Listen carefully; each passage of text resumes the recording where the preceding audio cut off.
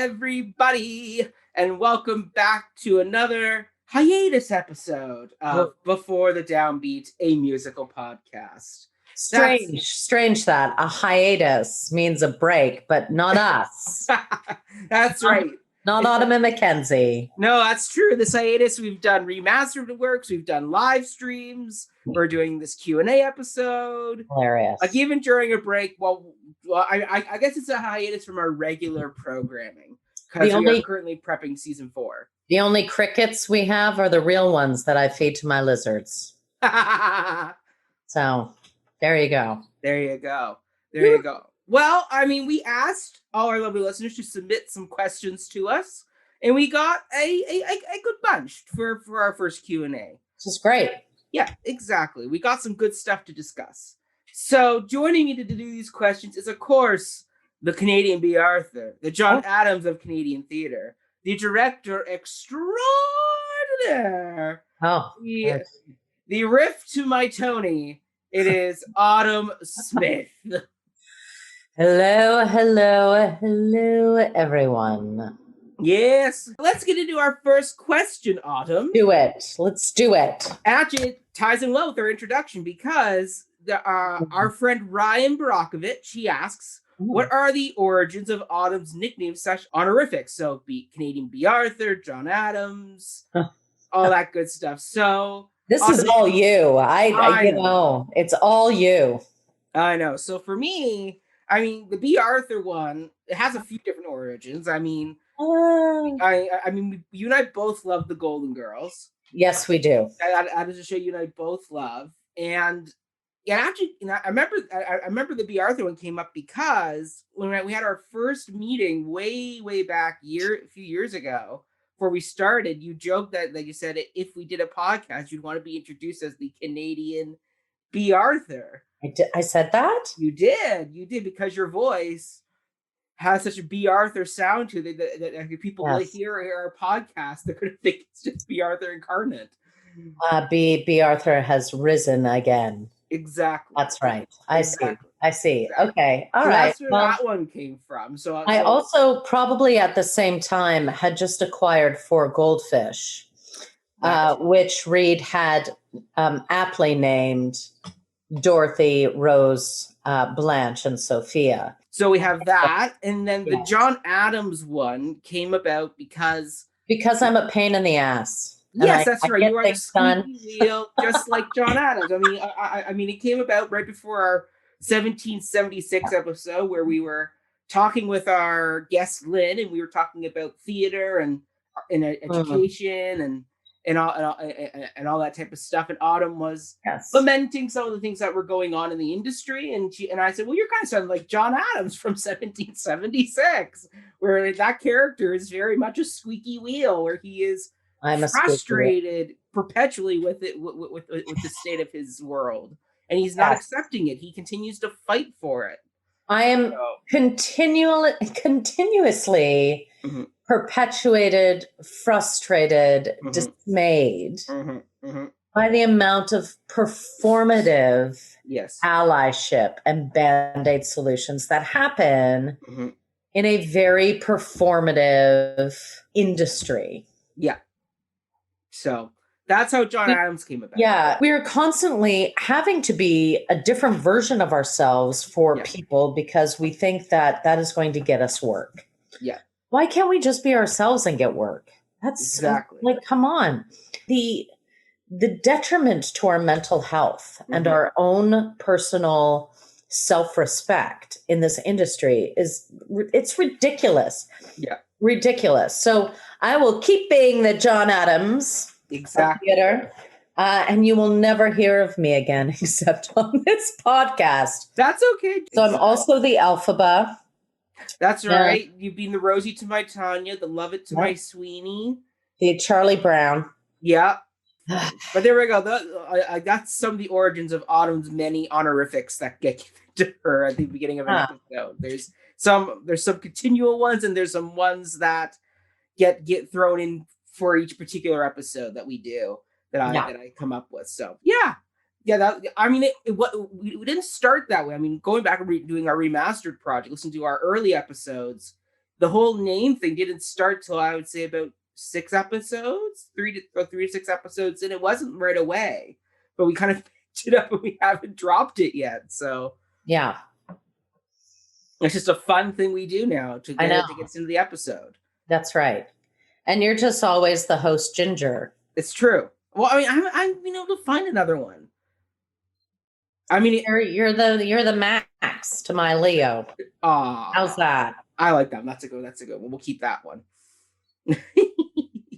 Which will lead us into another question on this list, I'm sure. It will. So then the next question comes from our friend Jillian Robinson. And she asks us, how do you choose the musicals you cover?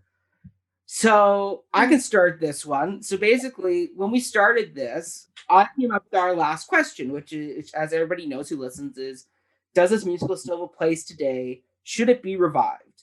And I went, well, if that's our cumulative question, then we need to give ourselves a bit of a time gap between when it's come out and now.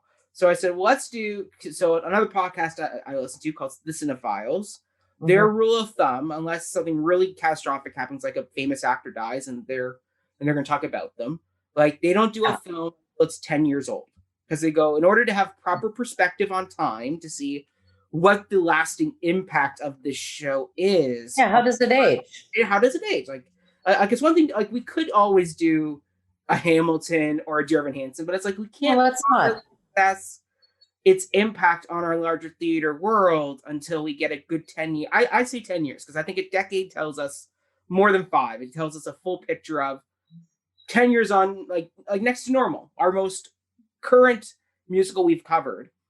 Like we look at that and go, in 10 years, how has that musical aged? I mean, 5 years ago, we probably would have had a very different, if we had talked about it 5 years after it came out, we probably would have a very different perspective. It's too hot, right? You need the fool's lens, right? As I like to call it, the time. You need to see if it's going to age into a beautiful Bordeaux or if it's going to turn into vinegar. Yeah, exactly. So so the 10-year rule was the one I set up, which then kind of it was then kind of, I don't want to say boxed us, but it kind of made us go, okay, well, things that are not 10 years old are off limits. Great. Even better. Like, where do we go? So we've kind of gone the spectrum, and we've covered basically every decade almost, from the 40s with Oklahoma to the aughts to the 2000 aughts with the Producers and Next to Normal. We've done the 90s with Parade, 80s with some of the mega shows like Cats. We've done we haven't done the other big one yet. We've done JCS. We've done Godspell, yeah. So we covered some of the 70s schlock. We covered Fiddler in the 60s, Camelot in the 60s. So we've gone the spectrum, and I mean, I think that's the kind of the joy of forcing ourselves. This 10-year rule has kind of forced us to kind of do a little bit more digging versus doing the most hip current thing. We've kind of made ourselves go, what else is out there? I mean, I've always liked classic musicals more than the modern ones, so it kind of fit my perspective or my choices anyway. But it also just allowed everybody to kind of, who's doing this, to have to go back and kind of go, okay, well, if we're not talking about a modern one, what's a classic one that you like, or like what's one that's from a different era that you kind of prefer? Yeah. Well, it's also given us a chance to look at musicals within the cultural context of the time versus how we would approach them now, which I think is a really interesting conversation. It is. Regarding their relevance. So I think I like the 10-year rule. I love it. Yeah. So that's how we kind of chose it. I mean, yeah. So, and then I don't know, Autumn, is there anything special about when you're selecting your musicals? Because basically, I'll go through a list for a season. I'll make my selections. We've made an entire 8-season plan. Yeah, we have an entire 8-season plan. Yeah, so Autumn gave me like a list that made up basically about 2.5 seasons worth of content. Yeah. I then plugged mine in, and then I went, okay, well, let's get ourselves organized. So let's cover 8, because we know 8 seasons, 100 episodes, we're going to get to Les Mis. So if we got to get to Les Mis, we got to fill that season gap. Jeez. So I went through and I plugged in all of mine, plus some of the ones I know Autumn had mentioned she'd wanted to cover. So there were still blank spots. So then Autumn went through and filled in the rest. We spent an afternoon one day just brainstorming, plugging away. So I mean, Autumn, really, for you, I mean, is there a criteria you go through when you suggest a musical? Is it like, because like some of the ones you suggested are ones that I know nothing about, like Secret Garden, Ragtime, Rags. Rags. Oh, Rags. I love Rags. I think they're just musicals that I have encountered. Mm-hmm. Some very popular, some very not. But Yeah. there's some redeeming factor in every musical except one that I can think of. No, it's usually just something that I've encountered that I think is worth looking at again. Mm-hmm. And we've already talked about my favorite musicals for the most part. Yeah. We've kicked off quite a few of them. I have acquired new favorite musicals, like Parade is now one of my favorite musicals. I adore it. Yes. So, and some have kind of gone off my list because of really bad movie adaptations. Cats. That was my furball. Sorry. Yeah. Oh, perfect. Let's get to the next question, submitted by my friend Sam Davis. And he said, what was your favorite episode to record? Well, definitely our Cats review. Well, we did that one twice because the audio got screwed up the first time. So we had to relive that monstrosity twice. That was fun. But there's nothing better than getting out your existential angst through a criticism of a really bad movie. Yeah.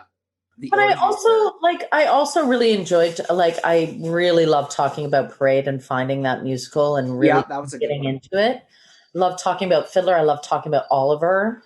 That was just getting into those issues that are present historically in the original texts and the idea of the communities and the conversation that we had about Fagin. I thought was really, really great. Yeah. And I really enjoy when we bring people, I love having Lynn on as a guest. I love talking about Into the Woods. With Kyle, With Kyle was great. I can't wait to talk more Sondheim with him. Yes. I love talking Sweeney. There's lots of it's great. I just love talking. I think that's what I'm trying to say. Yeah, I mean, for me, some favorite episode to record.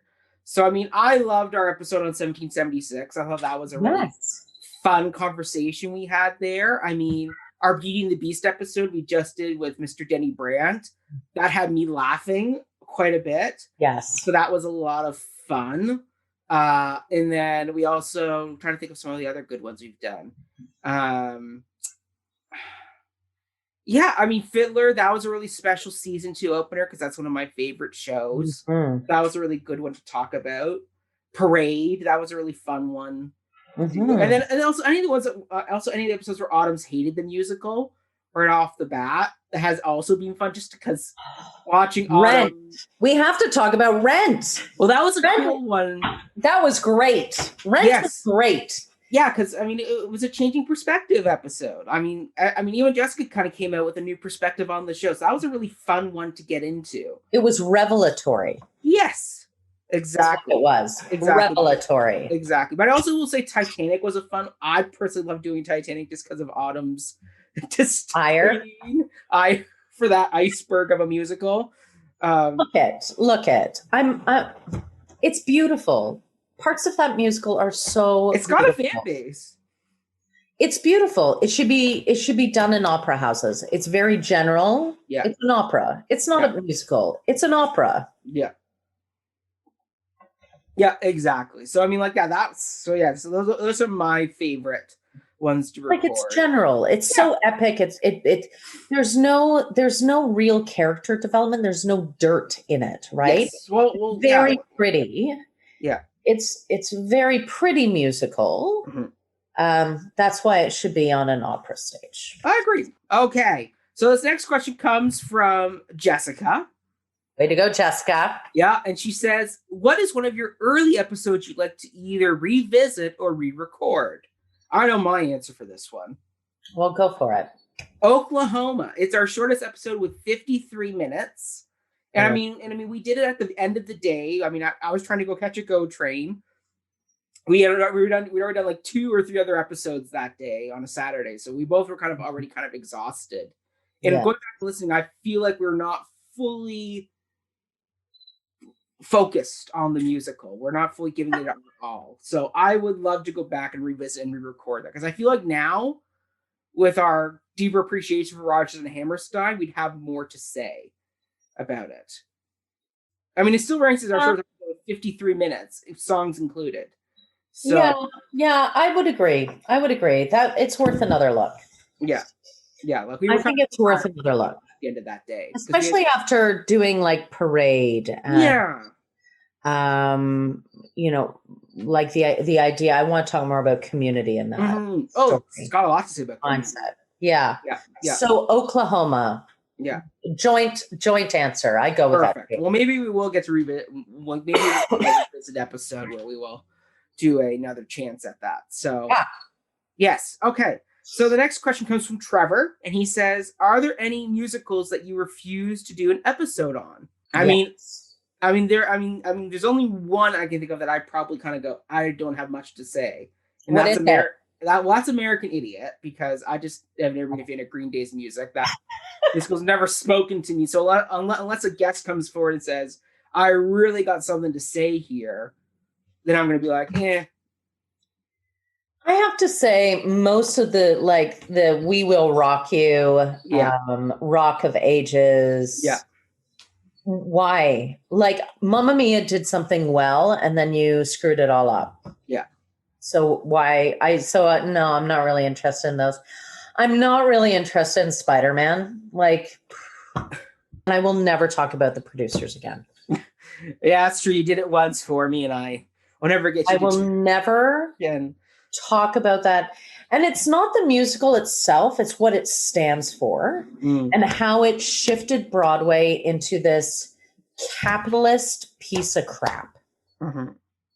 So thank you, Mel Brooks, for that. Yeah. All right. What was our hardest episode to either edit or to research? Autumn, you don't edit the episodes. I do. So for you, what was your hardest episode to research? Because you always get to do the bios and all that type of stuff. So who was like the one where like you got either had to do some heavy digging or ones where you had to like do some refining, like going through your index of episodes you've done? Like, well, let's just use like a hard episode that you had to kind of get your head around. Like, was it the producers? You had to talk about Mel Brooks? No, he's so easy to research. I mean, it's all there. True. Let me think. I don't really know. I would say like Parade was a big one, even though the artistic team. But yeah, I did more research because I want to know more about Leo Frank. It made me very curious about, and I had to listen a lot to that musical because it was so new for me. Yeah. And at first I hated it. I'm like, this is very, he's Jason Robert Brown. I hate him. Blah, blah, blah. Yeah. You've made these all into like redneck. And then I started listening to it. I'm like, oh, but wait. What's he saying? You've given these people the most beautiful songs. Mm-hmm. Curious. That's interesting. What is that saying? Are you justifying their actions? What are you doing? So it did a mind bend on me because at first I wanted to hate them. I wanted to hate everything and I wanted to be like Leo Franks. But then I'm like, I don't like Leo Franks. He really bugs me. He's boring. He's a business dude. He's alienated. Mm-hmm. So it was very interesting that approach was very disconcerting for me. Yeah. And it made me challenge my own bias around what a musical should be. And I loved that. I love that. I'm going with Parade. Great. I'll say for me, the hardest episode to edit was Camelot, because that was 4 hours of raw content that there was a lot of times where like we would jump from one song to another. Like there was a point where you changed track on songs where in your first pick where you went from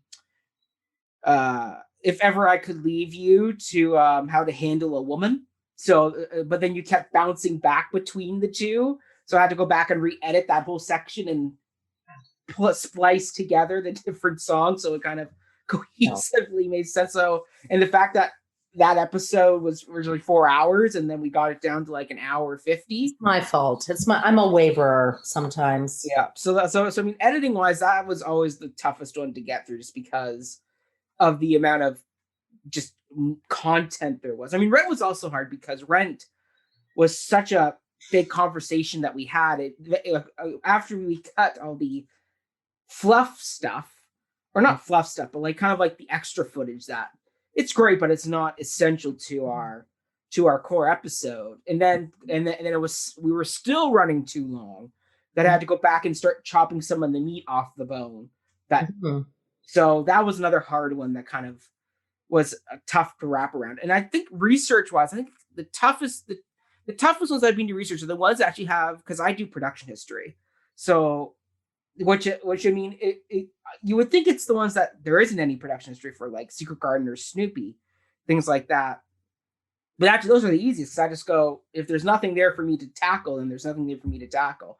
It's when you get to things like Oliver or South Pacific, Carousel, some of the ones that have really good documentation on the production history, that I then have to go, okay, so what's essential to the story of the production that I'm telling, and what is fun facts that I enjoy about the writing process or the casting process. Or Anything Goes, which like changed a million times. Yes. Oh, that was another tough one, just trying to write out the section where it's like, so what changed between each of the iterations? That was a mind bend too. So yeah. So I mean, like research wise, I mean, getting production history. I mean, it's funny when I was assigning different categories of what we'll cover. I was like, oh, Autumn can do creative team, because that's fun. That's the boss. I was like, oh, production history. That'll be like a breeze. That'll be the easy thing. It's just Wikipediaing the thing. Now I'm looking like, oh no, it's required me to do a lot of reading and spend extra time prepping my notes to make sure I got the right story in place. I got the easy job. Yeah, Autumn got the easy job. Thank God. Yeah. Autumn doesn't have time to do all that extra research. No. Yeah. So way to go, Mackenzie Horner. Yeah. That was a fun one I took. And thank you, Wikipedia, because you're very good. It gives me a starting place. If I can go on Wikipedia and I can see the production that's written, and then I can go down to the tabs at the bottom where all the footnotes are. That's right. The original footnote. Then I can go, okay, so what's the original source? And I go back and read both, and I find the most concise version. Or also all the great, I mean, there are some really great books that have been written over the years about different musicals and shows that Mackenzie has all of those books. I accumulate them, so now I can reference them when I need them. So yeah. He's a walking musical theater encyclopedia. I'm just here for the coffee. All right. Okay. This next question also comes from our friend Jill again. Hey, Jill. And she writes, what's a non-musical book, film, property that you think should be adapted into a musical? I got a few that I can think of off the top of my head that I'm like, that'd probably make a good story that you could translate. I don't know. That one's a hard one. I've been thinking about that, and I'm like, there's two films I can think of that I think would be really good to do. Or one of them was a book that became a film. Okay, go for it. So the one is Mystic River, the Sean Penn, Kevin Bacon movie, all about these four boys who one of them gets kidnapped and molested and he escapes. And then years later, all the boys are now grown up. One of them's become a cop. One of them's become like a mobster. One of them's become kind of like this ghost of a man, the one that was molested. Yeah. And basically the gangster's daughter dies, is murdered. And then it's the investigation of that and kind of how it all brings these people back together. Really beautiful, tragic story. And I think that's a great kind of unique piece there. I also think Changeling, the Angelina Jolie movie, where she plays the mom whose son is kidnapped, and then the police try and cover it up by giving her a fake son based on a true story, and they lock her up in the asylum for that one. That'd be another really good story there, based on another true event. So those are two I think would be some really interesting topics. That's interesting. I also think the Lord of the Rings books, like if you did them individually, not what they did originally, which was a whole musical based on 3 books, but you do each individual book into a musical. I think you could do something really fun with that. I mean, one of my favorite authors is Sarah Waters. Right. And Sarah Waters is like she writes a lot from the lesbian perspective. Shocker, everybody, shocker. Just put that out there right now.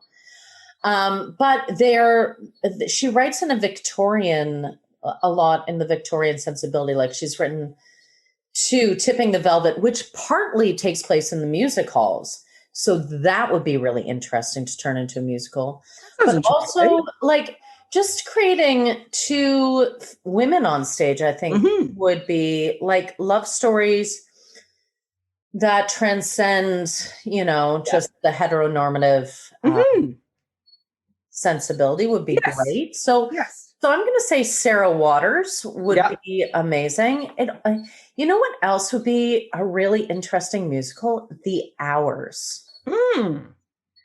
But it has different generations. It goes into the AIDS crisis. It also has, so you could have different types of music within it, like there you go, genres, which would be really interesting. So something like that, I would love to see The Hours turned into a musical. I think it'd be epic. Yeah.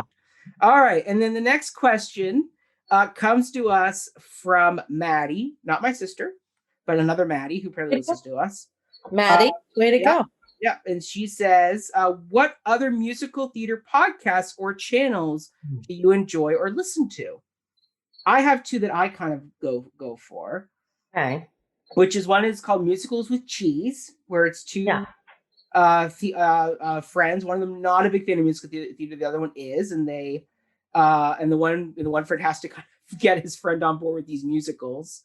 And the other one, of course, is the one hosted by our friend Kyle, the Putting It Together Sondheim podcast, where he goes through each song individually, which is a great hoot of a time listening to that. So yes, there is a podcast that I was listening to for a while, and it was a podcast that married musicals with baseball. Break a Bat. It's called Break a Bat. Break a Bat. Break a Bat. A baseball. How does that work?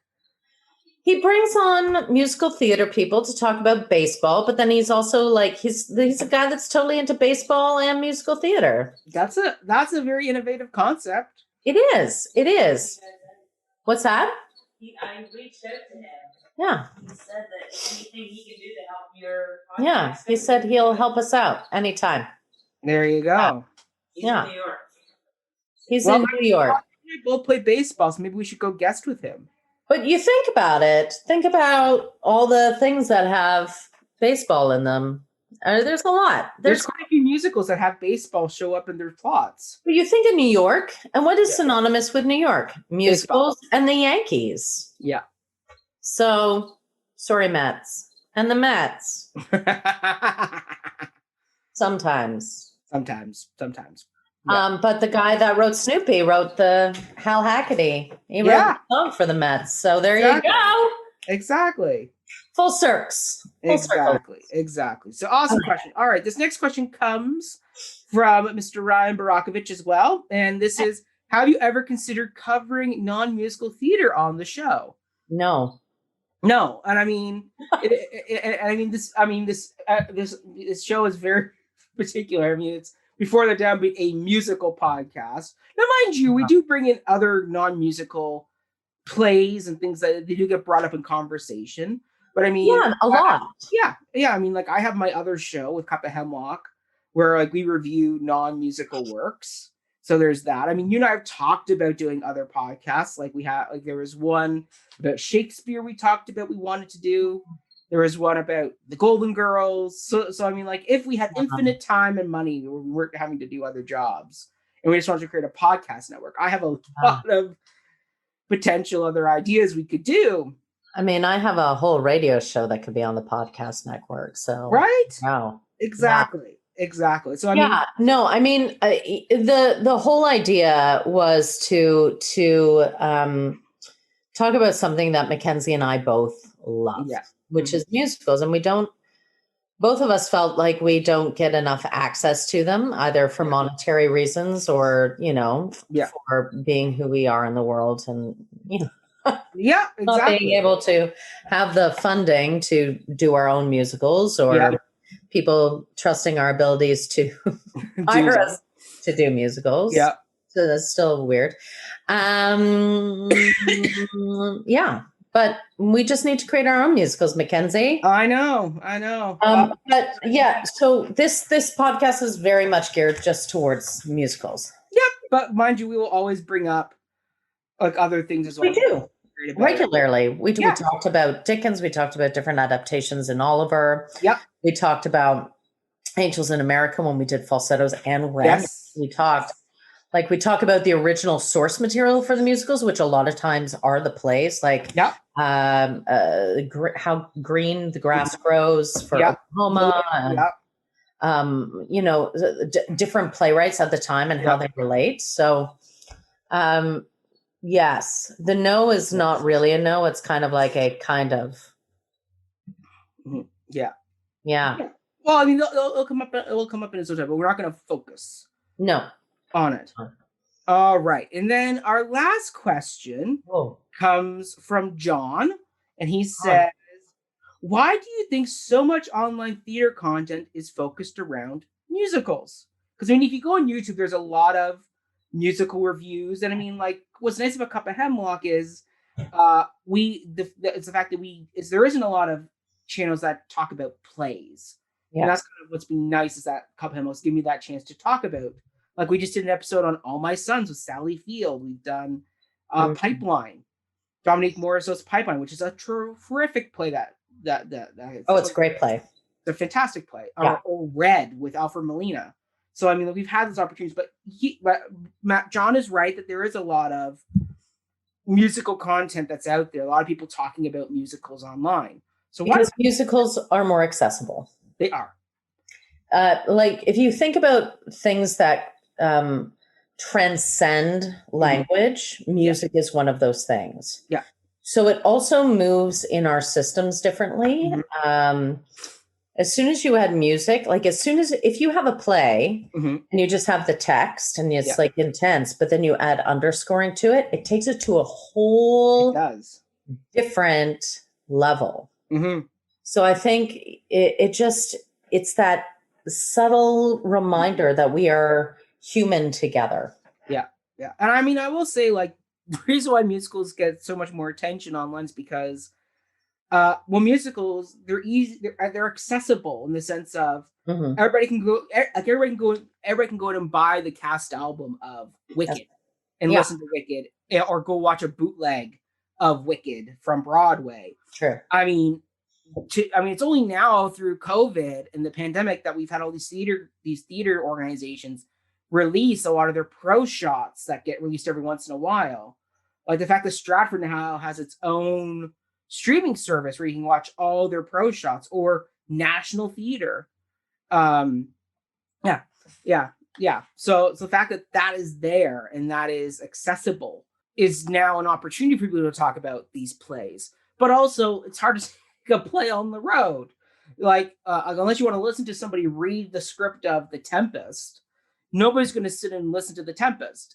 Like, plays are meant to be seen, they're meant to be lived, they're not meant to be carried with you. Musicals can detach themselves from the musical itself, and you can just take the music on the road. Like, I know when I go out on my daily walk, if there's an episode Autumn and I have coming up, like we've been doing recently, where we've been pre-recording some of season 4, I listen to the album on repeat as I walk to get myself into the mindset of what the show is. So the fact that it's so accessible that way really does allow for people to get access to them easier, and it makes it much more easy than to talk about them versus a play. So yeah, I think that's why musicals kind of get a little bit more love online than, say, a play does. And plays really are better in person because so much of it is in the unsaid, right? And the unsaid in a musical is usually music. Yep.